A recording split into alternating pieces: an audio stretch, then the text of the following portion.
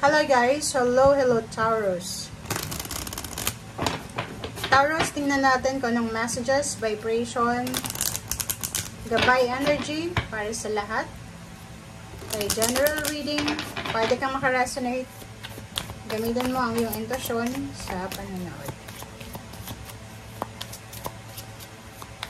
Okay, Taurus. Ito ay angel message, spiritual message, guidance para sa lahat. Okay, Taurus, support. Wow. Support. Tingnan natin kung ano yung message na susunod para sa iyo.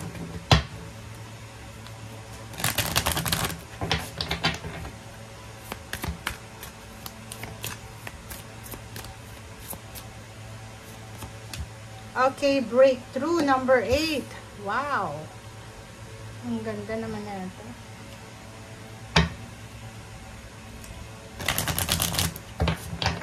Okay, Taurus. Attracting, not chasing. Wow. Okay. Taurus. Siguro yung ibang Taurus, medyo kayo nagsiself-pity kasi posibleng ang feeling nyo, lumaki kayo siguro na walang suporta. Yun, support dito.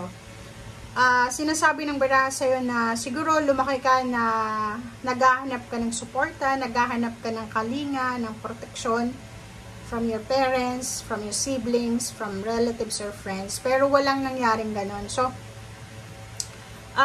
siguro sinasabi sir dito na huwag na nating hanapin yun, okay?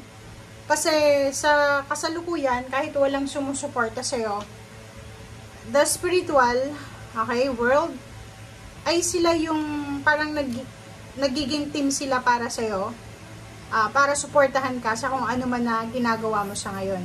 Okay? Dito sinasabi sa'yo na instead na hanapin natin yung kung ano yung wala sa atin, why not na be thankful tayo and grateful sa kung ano yung meron tayo. Okay? Dito sa breakthrough mo na to maganda kasi sinasabi dyan na isang posibleng financial breakthrough kasi number 8 siya. Infinite blessings, infinite abundance ang posibleng darating sa'yo. Okay? Be mindful din kasi minsan, pakiramdam natin tayo yung nangangailangan ng suporta. Pakiramdam natin tayo yung pinaka-less fortunate na tao dito sa mundo.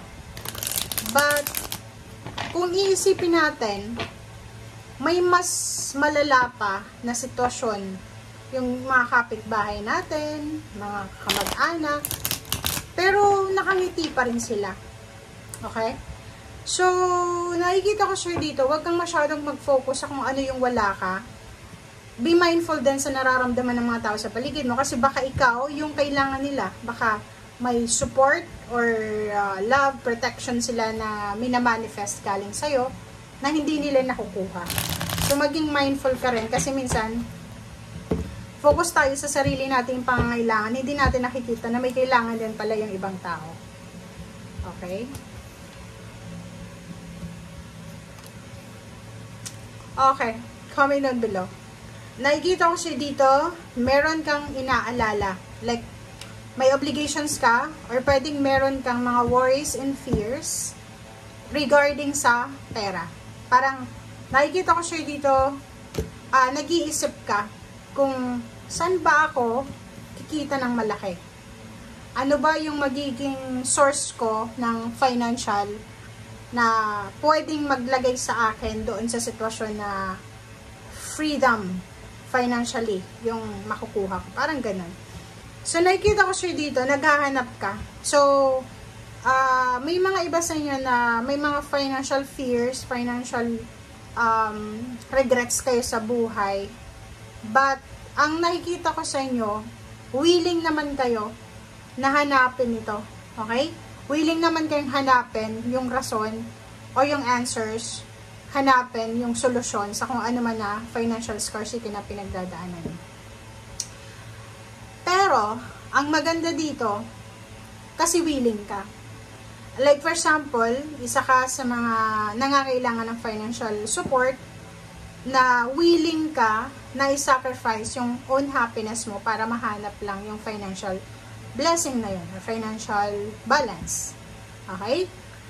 Dito naman, it's all about money, it's all about work, it's all about relationship. Kung medyo magulo yung relationship mo sa pera, relationship mo sa trabaho, relationship mo sa employer mo, sa boss mo, sa kapitbahay, sa kung sino man yan, or parang yun nga, nag-a-apply ka ng trabaho, tapos yung ina-applyan mo, marami ding nag-a-apply, so yung posisyon na gusto mo, marami ding may gusto doon. So, nakikita ko sure dito, kalma lang. Okay? Huwag kang matakot.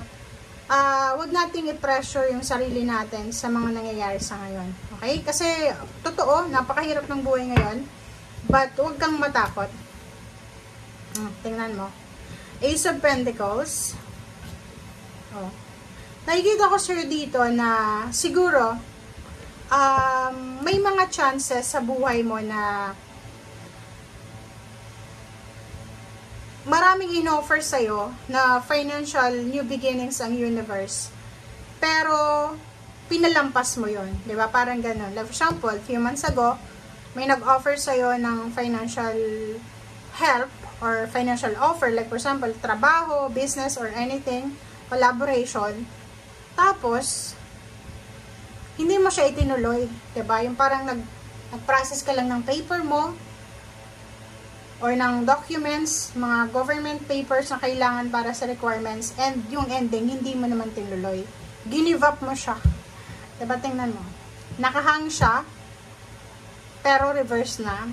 So, yung offer na to from the past, ay pinagsisisihan mo siya sa ngayon. Diba, regrets to eh. Diba, yung parang iniisip mo sana, kinuha ko na yung opportunities na yon na ino-offer sa akin ng taong ito. Pero to eh, pwedeng ino-offeran ka na mag-create ng small business, ipasok ka sa company na pinagtatrabahuan niya or anything, parang gano'n. So, kita mo dito na may regrets ka, may pain and heartaches ka, pero kung ano man tong give up mo, ngayon, parang iniisip mo na, willing ka na i-try lahat. Okay?